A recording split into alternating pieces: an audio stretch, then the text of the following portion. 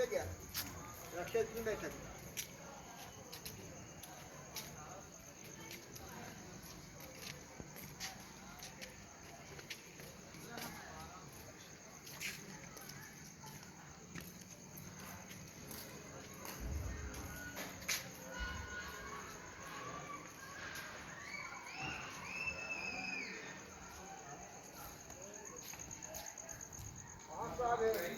बच्ची आई है इधर।